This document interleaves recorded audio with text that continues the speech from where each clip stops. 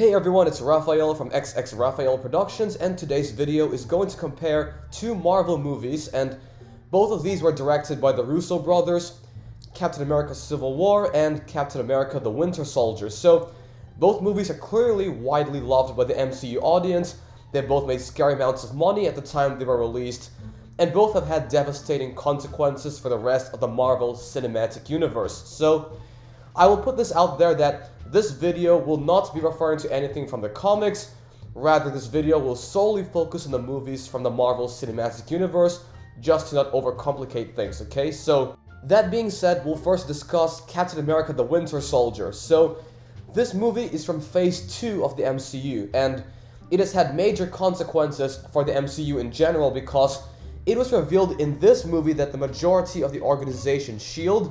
were actually Hydra agents whom secretly infiltrated the organization sometime after, I believe it was the events of Captain America the First Avenger, when Red Skull vanished.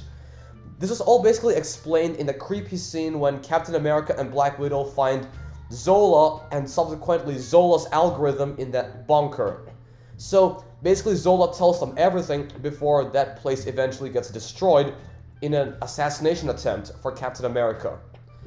So this movie, I like to say, is a whole lot different from the usual Marvel movie because this is also in regards to tone, and also other movies like in Marvel, they usually have a lot of humor, and in this one, it doesn't really feel as forced in this particular movie, and I really love that because, look, I'm just like you guys where I usually love the usual comedy in these kind of movies, but there are definitely times, and I'll admit this, there are definitely times when they do go overboard, and I am glad that they balanced it perfectly in this movie, so that's one thing I loved about this.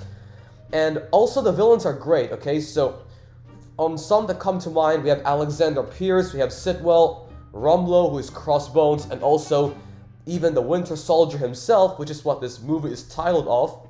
And eventually later on, around, I'd say, the highway fight, it was revealed to be Bucky Barnes, who is Captain America's older friend. So, basically, the revelation of this leads to this entire conflict being a lot more interesting as the villain has a direct relationship to our protagonist, Steve Rogers. And since we're talking about characters, let's talk about Black Widow as well, because she was extremely useful in this movie as well, and that is definitely one of her best showings throughout the MCU. So, her friendship with Captain America was very nice to watch as well.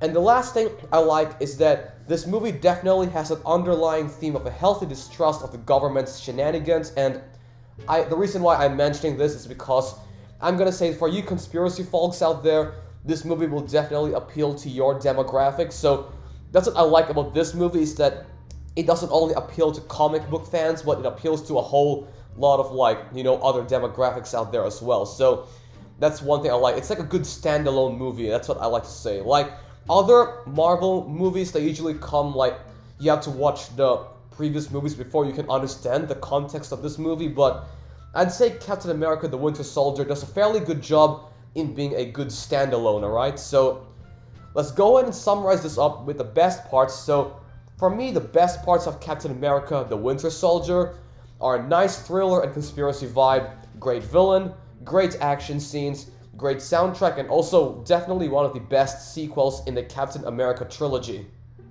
Alright, so now that we're done talking about Winter Soldier, let's get into Captain America Civil War. Alright, so this movie is from Phase 3 of the MCU, and in fact, this is actually the movie that starts Phase 3, so this movie had a lot of devastating consequences for the MCU. In fact, I'd actually argue that this had more consequences compared to the Winter Soldier because this movie is basically what leads to the Avengers splitting up. Therefore, this really affects the trajectory of the rest of Phase 3 and also the monumental moment Infinity War. So, now in my opinion though, even if the Avengers did not split up, I do believe Thanos would have eventually still won because by that point in the movie, he would have already had some Infinity Stones on the gauntlet before arriving on Earth, but I do believe that they would have definitely put up a better fight while united instead of being divided as they were in Infinity War.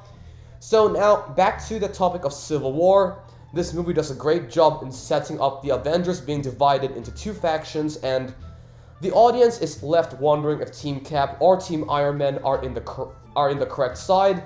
So this is about the Sokovia Accords and the mass destruction caused in previous movies. And basically the best part of this is that none of them are actually 100% correct. So it's not like a one-size-fits-all situation, as both individuals are basically flawed somewhat in their own ways, which is very realistic. I love that. This movie also contains some of the best action sequences, just like in the previous movie. You know, directed by the Russo Brothers. This was definitely to be expected. They have some of the best directing styles in the MCU. So, some examples of the good action scenes are the airport battle, the final battle, and even the apartment fight where Black Panther has finally been introduced. And in fact, I would say that Black Panther in Civil War was a lot better than Black Panther in his own movie, which is ironic. So, the airport battle is also where Spider-Man was officially introduced in the MCU.